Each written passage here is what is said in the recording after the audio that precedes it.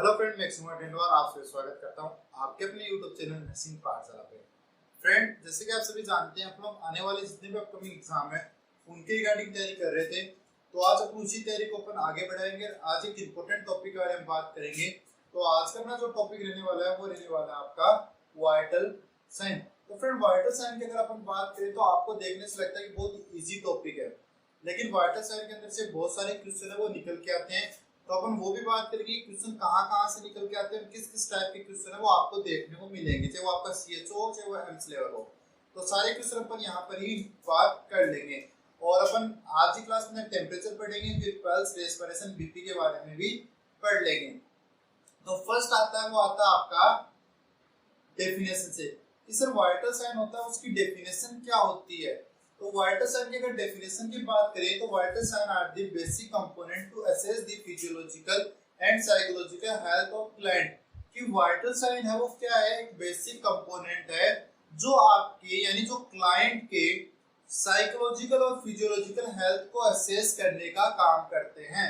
यानी उसकी जो आपके अगर किसी क्लाइंट की हेल्थ के को असेस करना हो तो आप उसके वाइटल साइन चेक करोगे। अरे भाई, अगर आपको पेशेंट को चेक करना हो, डॉक्टर के पास जाते हो तो डॉक्टर क्या करता है, आपका टेम्परेचर चेक करता है, आपकी बीपी चेक करता है, आपका रेस्पिरेशन चेक कर लेता है, आपकी पल्स चेक कर लेता है। तो वही तो आपके वाइटल साइन है। तो आप पता लगता है ना उससे कि भाई पेशेंट हेल्थी है अनहेल्थी है, उसका हेल्थ स्टेटस कैसा है। ठीक है, तो ये होगी डेफिनेशन। देन आ रहा आपका कि जो वाइटल साइन होते हैं उनको कार्डिनल साइन के नाम से भी अपन जानते हैं। ठीक है, देन आ रहा है कि वाइटल साइन के अंदर कौन कौन से इंक्लूड होते हैं। तो आपको पता है टीपीआर यानी टेम्परेचर, पल्स और रेस्पिरेशन। और थर्ड फोर्थ क्या रहेगा, ब्लड प्रेशर। और फिर आपका फिफ्थ रहेगा पेन। तो पहला है आपका बॉडी टेम्परेचर, फिर पल्स, फिर रेस्पिरेशन, फिर ब्लड प्रेशर और फिर आपका पेन। तो ये आपके वाइटल साइन होते हैं। एक बार फिर से रिपीट कर लेते हैं कि जो वाइटल साइन होते हैं वो बेसिक कंपोनेंट होते हैं जो इंडिविजुअल की जो हेल्थ होती है उसको असेस करने के लिए हेल्पफुल होते हैं। ठीक है, और इनको अपन कार्डिनल साइन भी कहते हैं। अब वाइटल साइन के अंदर क्या क्या अपन इंक्लूड करते हैं। सर, अपन बॉडी टेम्परेचर इंक्लूड करते हैं, पल्स इंक्लूड करते हैं, रेस्पिरेशन इंक्लूड करते हैं, बीपी इंक्लूड करते हैं, और अपना फिफ्थ वाइटल साइन क्या होता है, पेन है, वो उसको अपन इंक्लूड करते हैं। आगे बात करें तो आगे अपन जो क्वेश्चन निकाल के आ रहे हैं वो आ रहे हैं टेम्परेचर से। तो टेम्परेचर की फर्स्ट क्वेश्चन निकल गया था कि सर टेम्परेचर होता है, उसकी डेफिनेशन है वो क्या होती है। तो सर अगर डेफिनेशन की बात करें तो डेफिनेशन क्या पूछ रही है सर, कि डेफिनेशन क्या हो रही है, difference between the heat production and heat loss. कि हीट के प्रोडक्शन और हीट लॉस, मतलब अपनी बॉडी के अंदर जो हीट बन रही है और जो हीट लॉस हो रही है, इसके बीच में जो डिफरेंस है या जो डिफरेंस बच गया उसको अपन क्या बोलेंगे, बॉडी टेम्परेचर बोलते हैं। या अपन कह सकते हैं हीट प्रोडक्शन हो रहा है उसको क्या बोलते हैं अपन,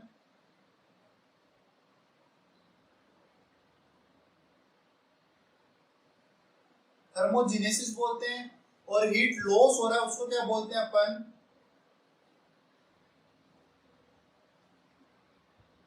थर्मोलाइसिस बोलते हैं। तो अपन ये कह सकते हैं कि difference between thermogenesis and thermolysis. Thermogenesis का क्या मतलब होता है, जेनेसिस यानी जनरेट होना, मतलब हीट का प्रोडक्शन होना, और लाइसिस यानी ब्रेकडाउन होना या टूटना यानी हीट का लॉस होना। तो डेफिनेशन क्या निकल के आई, एक डेफिनेशन निकल के आ रही है कि difference between heat production and heat loss. Then आ रही है कि difference between thermogenesis and thermolysis. ठीक है, देन नेक्स्ट जो डेफिनेशन आ रही है वो आ रही है आपकी डिग्री ऑफ हीट की। आपकी सिंपल सी डेफिनेशन है डिग्री ऑफ हीट। आपका जो नेक्स्ट निकल के आ रहा है वो आ रहा है कि नॉर्मल बॉडी टेम्परेचर है वो कितना होता है। तो सर नॉर्मल बॉडी टेम्परेचर की बात करें तो जो ओरली टेम्परेचर होता है वो 37 डिग्री सेल्सियस होता है। सेल्सियस में बात कर ली। अगर अपन फ़ारेनहाइट में बात करें तो 98.6 डिग्री फ़ारेनहाइट आपका बॉडी टेम्परेचर होता है। कितना होता है, 98.6 डिग्री फ़ारेनहाइट आपका नॉर्मल बॉडी टेम्परेचर है वो होता है। देन बात करें एक्सिलरी यानी एक्सिला के अंदर जो टेम्परेचर ले रहे हैं वो कितना होगा। तो सर जो एक्सिलरी टेम्परेचर होता है वो ओरल टेम्परेचर से 1 डिग्री फ़ारेनहाइट क्या होता है, कम होता है। यानी अगर आपका नॉर्मल टेम्परेचर ओरली 98.6 डिग्री आ रहा है तो आपका ओरल एक्सिलरी टेम्परेचर कितना आएगा, 97.6 डिग्री फ़ारेनहाइट आएगा। 1 डिग्री फ़ारेनहाइट क्या होता है, कम होता है आपका, ठीक है सर। देन रेक्टल की बात करें तो सर जो रेक्टल टेम्परेचर होता है वो क्या होता है आपके ओरल टेम्परेचर से 1 डिग्री फ़ारेनहाइट क्या होता है ज्यादा देखने को मिलता है। यानी जब आपका ओरल टेम्परेचर 98.6 डिग्री आ रहा है तो आपका रेक्टल टेम्परेचर कितना रहेगा 99.6 डिग्री फ़ारेनहाइट आपका रहने वाला है। यानी 1 डिग्री फ़ारेनहाइट क्या रहेगा आपका ज्यादा मिलेगा। दोबारा रिपीट करते हैं सर, नॉर्मल टेम्परेचर की अगर अपन बात करें तो ओरली होता है वो 37 डिग्री सेल्सियस होता है या फिर 98.6 डिग्री फ़ारेनहाइट होता है। आई बात समझ में। देन सर जो एक्सिलरी टेम्परेचर होता है वो आपके ओरल टेम्परेचर से 1 डिग्री फ़ारेनहाइट क्या होता है कम होता है। यानी अगर आपका ओरल टेम्परेचर 98.6 डिग्री है तो एक्सिलरी टेम्परेचर उस समय कितना रहेगा 97.6 डिग्री रहेगा। आई बात समझ में। देन बात करें आपके रेक्टल की तो सर जो रेक्टल टेम्परेचर होता है वो ओरल टेम्परेचर से 1 डिग्री फ़ारेनहाइट का रहता है ज्यादा आपको देखने को मिलेगा। ये अपन लोगों ने नॉर्मल टेम्परेचर की बात कर ली। देन आ रहा आपका हीट रेगुलेटरी सेंटर। ये आपके सीएचओ लेवल के क्वेश्चन है कि बॉडी का जो हीट रेगुलेटरी सेंटर होता है वो क्या होता है। तो सर हीट रेगुलेटरी सेंटर होता है वो आपका क्या रहता है, वो आपका हाइपोथैलेमस रहता है। आई बात समझ में। देन बात करें हीट प्रोटेक्शन की कि बॉडी में किस किस रूप में या कैसे हीट का प्रोटेक्शन होता है। तो हीट का प्रोटेक्शन को अभी अपन लोगों ने एक टर्म नाम दी थी, वो क्या थी, थर्मोजेनेसिस, यानी हीट का प्रोटेक्शन होना। तो सर फर्स्ट जो होता है वो ऑक्सीडेशन ऑफ फूड, यानी फूड का डाइजेशन होगा तब होगा। तो सर 1 ग्राम कार्बोहाइड्रेट है वो आपको 4 किलो कैलोरी एनर्जी देती है, यानी हीट का प्रोटेक्शन करती है। 1 ग्राम प्रोटीन है वो 4 कैलोरी करती है और 1 ग्राम फैट है वो आपके 9 कैलोरी एनर्जी का प्रोटेक्शन करेगी। सी कार्बोहाइड्रेट कितना कर रहा है 4, प्रोटीन कितना कर रहा है 4 और फैट कितना कर रहा है 9 कैलोरी हीट का प्रोटेक्शन कर रहा है। आई बात समझे। देन आप एक्सरसाइज करोगे तो हीट का प्रोटेक्शन होगा। देन आप हार्मोनल इफेक्ट होगा। हार्मोनल इफेक्ट का एग्जांपल की बात करें तो आपको पता है जब बीपीटी पढ़ा था अपन लोगों ने, बीपीटी यानी आपने अगर क्लास देखी तो बीपीटी का मतलब पता होगा आपको क्या होता है, बेसल बॉडी टेम्परेचर मेथड, जो अपन लोगों ने कॉन्ट्रासेप्टिव मेथड में पढ़ा था नेचुरल मेथड के अंदर, कि जब ओवुलेशन होता है तो बॉडी का टेम्परेचर 1 डिग्री फ़ारेनहाइट बढ़ जाता है। तो वो किस कारण से, वो हार्मोनल इफेक्ट ही तो है। तो हार्मोनल इफेक्ट के कारण बॉडी का टेम्परेचर है वो इंक्रीज होता है। डिजीज कंडीशन, तो डिजीज कंडीशन में आपका टेम्परेचर ऑलरेडी इंक्रीज मिलेगा तो डिजीज कंडीशन हो सकती है। देन बात करें हीट लॉस, तो हीट लॉस है वो पहला होता है आपका स्किन के द्वारा। तो स्किन के द्वारा होता है, लंग्स के द्वारा होता है, यूरिन के द्वारा होता है, स्टूल के द्वारा होता है। मेन जो इसके अंदर है वो स्किन के द्वारा में 4 स्टेप आपकी।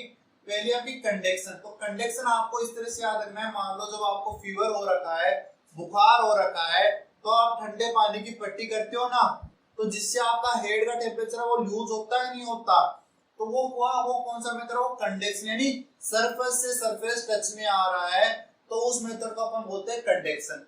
कन्वेक्शन यानी जैसे ये रूम है, इसके अंदर अगर मेरे को गर्मी लग रही है, मेरा टेम्परेचर इंक्रीज है तो मैंने एसी ऑन कर ली, एसी ऑन की तो क्या हुआ, मेरा बॉडी टेम्परेचर कम हुआ ना, तो हीट का लॉस हुआ कि नहीं हुआ, मेरी बॉडी के अंदर हीट थी, एयर के टच में आया तो मेरा बॉडी का टेम्परेचर लॉस हुआ। तो ये होता है कन्वेक्शन, यानी सरफेस से सरफेस टच में नहीं आता, एयर के द्वारा हो रहा है।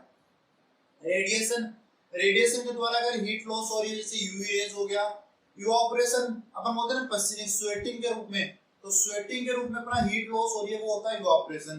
थ्रू लंग्स हो रहा है, आप जब सांस लेते तो आप गर्म हवा निकलती है ना, तो वो हीट का लॉस हो रहा है, यूरिन के द्वारा हो सकता है, स्टूल के द्वारा हो सकता है आपका हीट लॉस। देन आप आता है थर्मामीटर, थर्मामीटर चेक करते हैं ना अपन टेम्परेचर, तो थर्मामीटर, तो थर्मामीटर की बात करें तो पहला था आपका क्लिनिकल थर्मामीटर जिसको आप ग्लास थर्मामीटर के नाम जानते हो, दूसरा था आपका डिजिटल थर्मामीटर, तीसरा था आपका टिम्पेनिक थर्मामीटर और एक और आता वो आता आपका डिस्पोजेबल थर्मामीटर।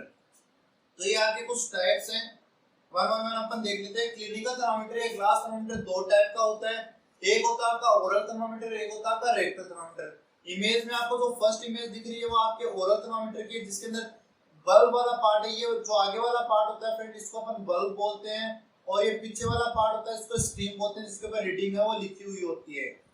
तो जो ओरल थर्मामीटर होता है उसका जो बल्ब वाला पार्ट होता है एक तो लंबा होता है और एक पतला होता है, मतलब जो बल वाला पार्ट होगा ओरल थर्मामीटर का, एक तो लंबा होगा और पतला होगा। और यही रेक्टल थर्मामीटर की बात करें तो बल वाला पार्ट है वो थोड़ा छोटा होगा और क्या होगा, मोटा होगा। तो ये आपके दोनों डिफरेंस है वो आपको देखने को मिलेंगे। देन आता है आपका डिजिटल थर्मामीटर। डिजिटल थर्मामीटर आपको ऑलरेडी स्क्रीन के ऊपर दिखाई दे रहा है। तो यहाँ पर डिजिटल थर्मामीटर होता है, यहाँ पर आपकी एक स्क्रीन होती है, इसके अंदर बैटरी लगती है। तो यहाँ पर डिजिटल थर्मामीटर है। ये आपका टिम्पेनिंग मेम्ब्रेन थर्मामीटर है जो टिम्पेनिंग मेम्ब्रेन का टेम्परेचर ले रहा है, ठीक है फ्रेंड। देन आपका आता है फॉर्मूला। क्वेश्चन पूछ सकता है कि फ़ारेनहाइट को सेल्सियस में कन्वर्ट करें, तो सेल्सियस में कन्वर्ट, फ़ारेनहाइट को सेल्सियस में कन्वर्ट करने के लिए ये फॉर्मूला रहेगा, और सेल्सियस को अगर फ़ारेनहाइट में कन्वर्ट करना है तो आपका ये फॉर्मूला यहाँ पर रहने वाला है।